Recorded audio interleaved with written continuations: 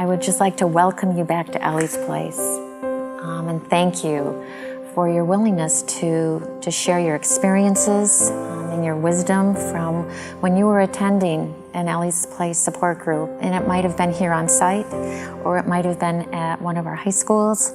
I really am confident that the information that you share today, the stories that you tell, will be helpful to alleviate some of the apprehension and the fears that maybe other teenagers have about joining an Ellie's Place grief support group. You know, why would I want to go to a grief group where I'm just going to feel more pain? It's just going to bring it all up. Why would that be a good thing? Can you guys speak to that a little bit?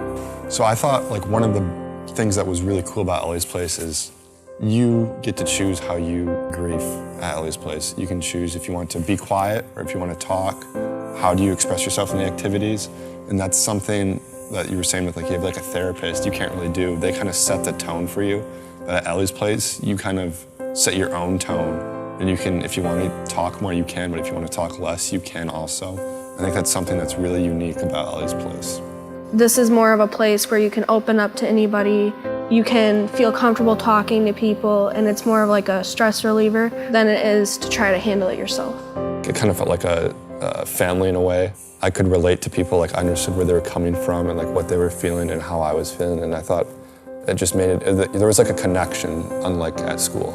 When I came here, all the people in my group we were able to be vulnerable and talk about stuff that you wouldn't usually talk about. It just felt more like a peaceful and calm environment where everybody could just talk to each other. Everybody was open to supporting each other. That process, understanding that everybody has their own pace, everybody has their own way of expressing their emotions is what I'm hearing from you today.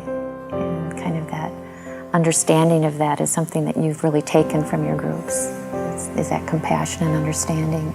Learning is inevitable from your group members and I feel like the journey kind of never stops. It's like learning that everybody grieves differently and you don't need to force your method of like coping on them. You'll meet a lot of new kids that you would never have met in your life, but these kids you really relate to in a different way than like your normal friends. And like some of those kids you'll probably be friends with for the rest of your life. And when you listen to them, you get lessons from them that you never really understood. You have takeaways that are special to you. You can apply those to your own life.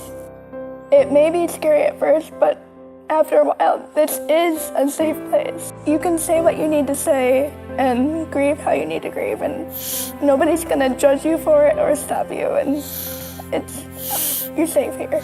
I remember the first day we made 10 rules. It was like, no one can go on their phones. You can't tell anybody anything, like outside the group, and like just made you feel a lot more safe. No one should have to grieve by themselves. And I think that's a great motto that Ellie's Place has. I think that having that ability to talk about how you're thinking and feeling is just so important. And I want to thank you so much for doing that today.